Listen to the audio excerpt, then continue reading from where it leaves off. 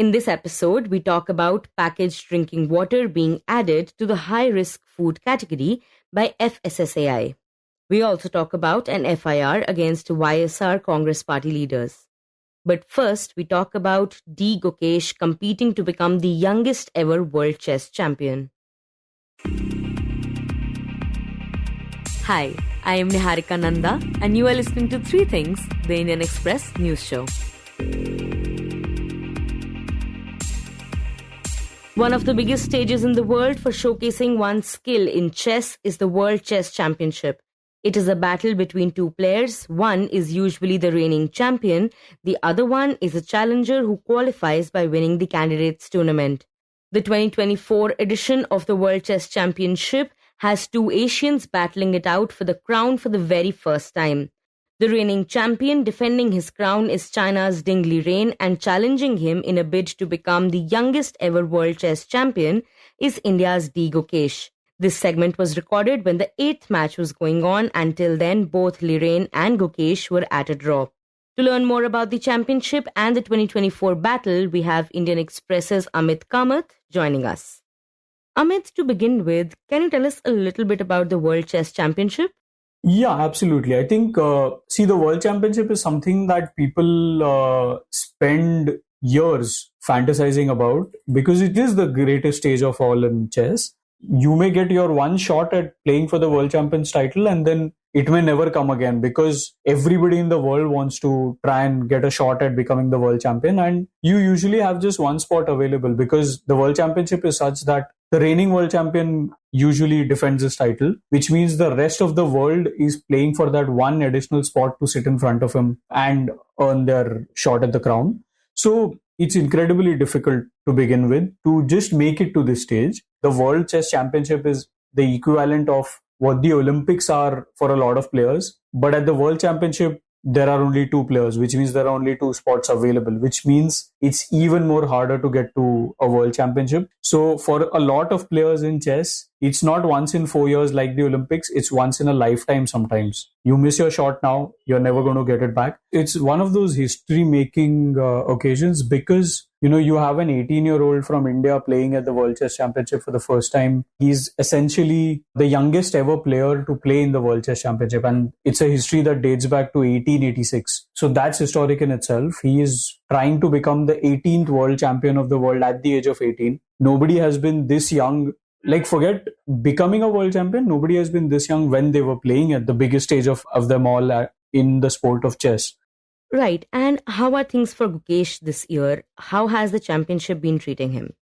Yeah, it's been a fascinating situation because you had Ding Liren, who's somebody who's experienced the world championship before. And, everybody from Viswanathan Anand to Magnus Carlsen, all of these legends who've become world champions before say that, it doesn't matter how many times you've kind of played each other. But when you are in a world championship, it's a completely different thing because the stakes are so high. Gukesh has, at the age of 18, kind of surpassed all expectations in a sense. But then he's somebody who's looked very, very calm, very, very reassured. He did admit that in the first couple of games, he was very nervous. But after that, he's kind of held his own very well. Gukesh was basically somebody who came in not knowing what to expect. He lost in the first game, then managed to win the third game and level scores. And since then, we've seen 4 games play out into draws, 4, 5, 6, 7. So we are at the halfway stage with both players going in with the same number of points. But then what we've largely seen at the World Championship is that Gukesh, despite him having enough reasons to be very circumspect, he's the one who's been trying to play for wins. We've seen a game where there was a draw on offer on the board and he actually rejected the draw, even though he was in a bad situation in terms of the situation on the board. So that is what we've seen from both players. And Amit, you mentioned that the World Championship is one of the biggest competitions in chess. So can you tell us what kind of training goes into preparing for it? In fact, there was a video, I think Gukesh must have been 11 years old. And when he was asked, what are your goals? He's not even become, I think, a grandmaster at this stage. But Gukesh at the age of 11 or so is asked, what are your ambitions in chess? And he's like, I want to become the youngest world champion in the world. This at the age of 11. Now, he's currently 18, which means the last 8 years of his life or maybe even longer, has only been about this one moment, is this one shot. Obviously, he's 18. He gets many more shots at this. So we are not going to say that, this is one and done. But then for him, ever since he's qualified for the World Championship, I think in April, when he won the candidates tournament, he has only prioritized this one thing. The one thing about the World Championship is that no player likes to reveal how many hours they are spending on the board, what sort of things they are doing. We do know that he's enlisted the services of mind guru Paddy Upton to try and, get his mental equilibrium right going into this match. Paddy Upton, as we all know, is somebody who's helped the Indian cricket team win the Cricket World Cup in 2011. He's somebody who's helped the Indian hockey team win a bronze medal at the Paris Olympics. So Paddy Upton is known to deliver results with high performance athletes, and Gukesh has kind of worked with them. We also know that Gukesh had hired a team of assistants or strong grandmasters who basically act as assistants, who kind of draw up opening ideas and opening prep for a player heading into a World Championship. So Gukesh has worked with all of those for almost 6 months now. We do know that there have been long training camps. We do know that Gukesh has kind of foregone the opportunity to play at a lot of tournaments because he's prioritizing playing in classical, the longest format. If there was a cricket analogy, the classical tournaments are the test matches because they go on for the longest amount of time. There is the rapid and blitz, which are like the ODIs and T20s. They get over in a shorter time control. So Gukesh has not played a lot of rapid and blitz over the last 6 months or so because he's prioritized only playing in the longest format. And he's here. He's 7 games in. He's still neck to neck with the world champion. It's been a lot of grind. He does seem very well prepared from judging by whatever we've seen in this opening prep. Right. It is said that India at the moment has its golden generation of chess players. So how have these prodigies helped India grow in the field of chess? The thing is, I think you look at just the broader overview of the sport of chess, right? Since 2020, we've had our golden generation. India has had its golden generation of prodigies who've all done these little things in the sport of chess. They've kind of caused tremors in a sense. And the world has kind of been in awe. The world has kind of been looking at Indian prodigies and thinking that at some point they will come up. At some point they are going to start challenging more rapidly. At some point they are going to be world beaters. Gukesh reaching the World Chess Championship is just another sign. When I say another sign, I mean from all the signs that we've seen over 2023 and 2024, that the Indian prodigy ka generation is kind of here. The golden generation of Indian chess is already up and running. Right, and India has had exposure to the World Championship, but not too much. So, can you set a historical perspective for us?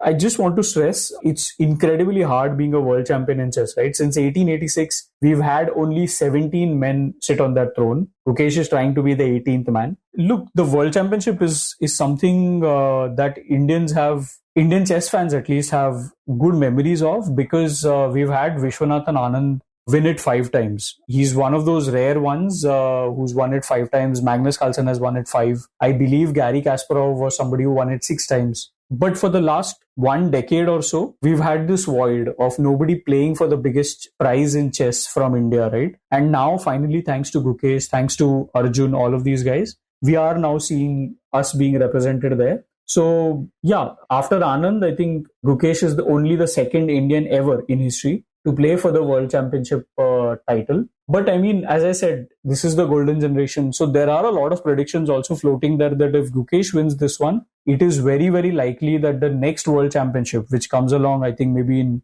1.5 years or maybe 2 years, that might see 2 Indians taking on each other. It might be Gukesh versus Prag. It might be Gukesh versus Arjun. Right. And what kind of expectations do we have from the championship this year? Do we see Gukesh becoming the youngest ever world chess champion? I think, the longer this world championship goes on, the more nervous Gukesh might get, I believe. I mean, you can't prepare for actually playing in a world championship, right? That is what, when we spoke to Vishwanathan Anand in an interview, he told us that when you're in a world championship, it's completely different because at no other event, you are playing almost like 14 games against the same guy. And sometimes you look at how the World Championship is structured. You have 3 games, then 1 rest day, 3 more games, 1 rest day, 3 more games, 1 rest day. So you are playing the guy without a break for 3 consecutive days. And you spend 6 months preparing for that. But you know the other person has also spent 6 months preparing for that. So you know that whatever you are going to throw at them, they will have something that you again need to respond to. So it's a very psychological battle. For Gukesh, I think what has happened is he's pushed his luck a lot of times. Ding Liren has been very vulnerable in a sense on the board and also psychologically, which is why he's not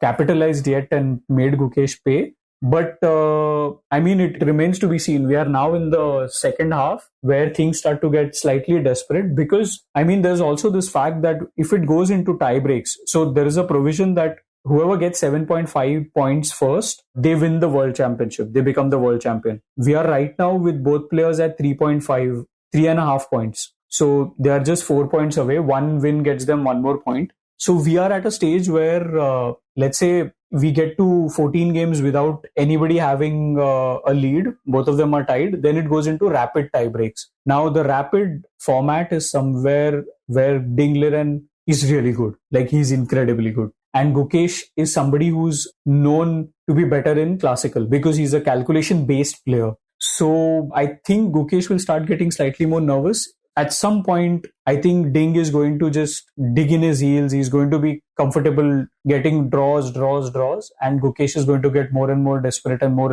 ambitious. So the further this goes on with the scores level, the scarier maybe it gets for Gukesh.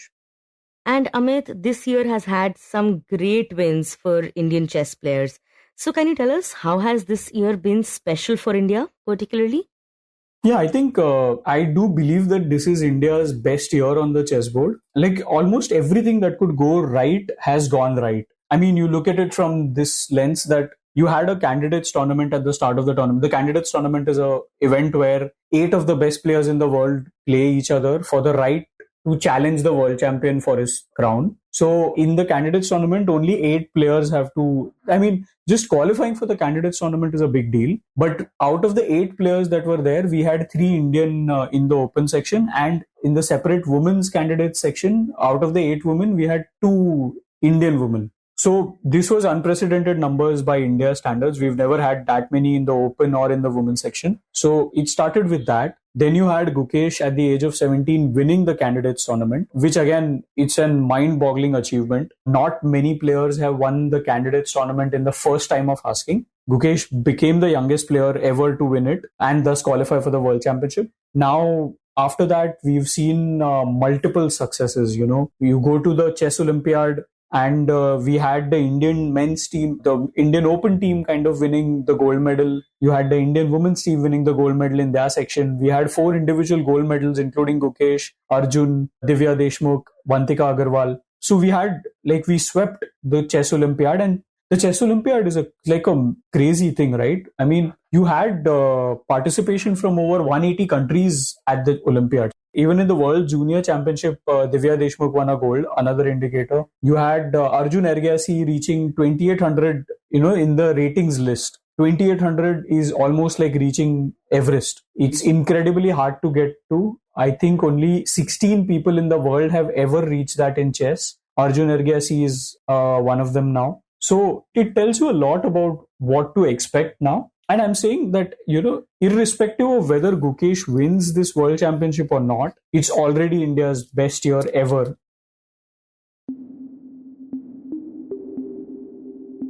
And next we talk about packaged drinking water. According to a notification from the Food Safety and Standards Authority of India, FSSAI, packaged drinking water was placed under the category of high-risk food. This was done to ensure that its manufacturers undergo inspection at least once a year, and only then will they be granted a license. To learn more about high-risk foods and what it means to add packaged drinking water to this category, we have Indian Express's Anonna Dutt joining us in this segment. Anonna, can you begin by explaining to us what are high-risk foods? So, high-risk foods are anything which have more chances of contamination. So this would be, for example, raw fish, meat, eggs, or sweets, etc., which are sold in the open, or cooked foods. These are considered to be high-risk foods under the Food Safety Act in India. Right. So why has packaged drinking water been named as a high-risk food? So the whole, notification of packaged drinking water as a high-risk food is just a mere technicality. So essentially, any food that is characterized as high risk needs to undergo, so the manufacturers and people who process these foods, they have to undergo mandatory inspections once a year. And before this notification that came, I think on November 27th, earlier what used to happen for these high-risk foods, they would also need BIS certification, which is Bureau of Indian Standards. So the food would need, of course, a license from the food safety regulator, but also from BIS. And to reduce the kind of amount of paperwork and inspections that these products need to go through to get licenses, the Food Safety Authority decided that, okay, we will do away with the requirement for the BIS certification, but we will continue to have our own licenses. Now, this move was just a technicality to ensure that water becomes a product which is regularly monitored by the authority. So, this change in categorization of water would mean that people who are bottling these packaged drinking water, their plants would be inspected once a year at least. Right. And Anonna, what are the factors that make a food item safe or unsafe for that matter for consumption? It would, of course, depend on whether a food product has, say, pathogens in it, how they have been stored, how it has been cooked, how it has been transported. Things like this determine whether a person can have. So, for example, if, proper protocol to keep the food at a certain temperature while transporting it is not followed, then there is a risk of, bacterial growth on the food, which can cause then various gastrointestinal infections. So basically, for everything from, procuring the raw materials to cooking or preparing of the foods, how it is packaged, how it is handled, even after packaging, all of this influences the safety of the food. Right. And how is food safety ensured by the food safety regulators and authorities? So food safety, to ensure that, anything that's available in the market, whether it's packaged or unpackaged food, the Food Safety Authority usually conducts these surveillance drives where they would go to the market, pick up samples of products, get them tested. And if they are found to be unsafe, then of course there are various provisions under the law to take action against the manufacturer or person who's preparing the food. And other than that, what the Food Safety Authority, which is FSSAI at the center, or the state regulators, what they essentially do is they inspect these food manufacturing plants or food business operators at the time of granting licenses.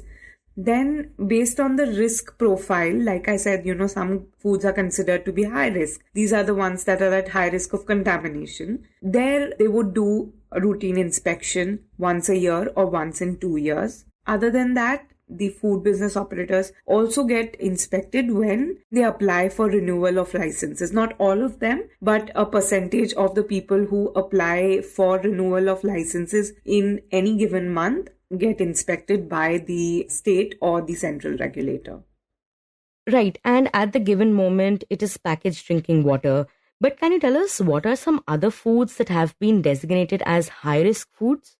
So, like I mentioned, there are these categories of food which are mentioned in the Acts and Rule as high risk. So, this would include anything like meat, poultry, fish, eggs, any of the meat products, and any product made using these products as well. Other than that, you would also have, say, nutritional supplements. So, foods that are specifically made for certain kinds of, diseases or conditions, those would be considered high risk. Indian sweets will be considered high risk, or, fortified rice is considered to be high risk. These are some of the foods that, termed as high risk and are inspected regularly by the authorities. And Anonna, as packaged drinking water has now become a part of the high risk food category, So, should people refrain from consuming it? There is no problem with drinking packaged drinking water. The high risk categorization is not a reflection on whether the packaged drinking water is safe or not. That is just a category to ensure that these processors get inspected regularly, so people can go ahead and drink any mineral or packaged drinking water that they consume, and in fact think that it might be safer now that it's getting inspected regularly.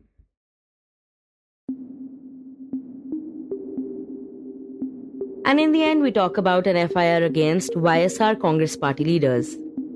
The Andhra Pradesh CID has registered an FIR against 3 persons based on a complaint by Karnati Venkateshwara Rao, the chairman and managing director and shareholder in Kakinada Seaports Ltd, who has alleged the forcible acquisition of KSPL through Aurobindo Realty and Infrastructure Private Ltd at the instance of former Andhra Chief Minister YS Jagan Mohan Reddy. Indian Express's Srinivas Chanyala reported that the complaint by Hyderabad-based Venkateshwara Rao was submitted at the CID police station at Mangalagiri on 2nd December. 3 people and 2 firms have been named in the FIR. YV Vikrant Reddy, son of YSR Congress Party Rajya Sabha MP YV Subba Reddy, YSRCP Rajya Sabha MP V. Vijayasai Reddy, Director of Aurobindo Pharma Sarath Chandra Reddy, PKF Sridhar and Santhanam LLP and Aurobindo Realty and Infrastructure Private Limited, since renamed Auro Infra Private Limited. Rao has alleged that 40% of KSPL, valued at Rs 2,500 crore, was forcibly acquired for Rs 494 crore through coercion and intimidation. Rao also stated that 49% of the Kakinada Special Economic Zone, valued at Rs 400 crore, was forcibly acquired for just Rs 12 crore, even though another multinational conglomerate had already given an offer of Rs 400 crore. He alleged in the complaint, quote, "This entire operation was planned and conducted to usurp my shareholding in KSPL and Kakinada SEZ and transfer the shares to Aurobindo Group. They claimed that KSPL owed Rs 965.65 crore to the government of Andhra Pradesh, as KSPL had suppressed gross revenue, which is false, and threatened to file cases." Unquote. When contacted, Rao claimed, quote, "I was afraid to lodge a complaint because Jagan Mohan Reddy was the CM until May this year. My complaint would not have been taken, I would have been harassed, and there would have been no chance of getting any justice. I am emboldened now that others who have faced similar situations are lodging complaints." Unquote.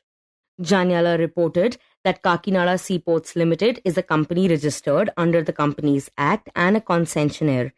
In March 1999, it entered into an agreement with the Andhra Pradesh government to invest in, develop infrastructure, maintain and operate Kakinada Deepwater Port.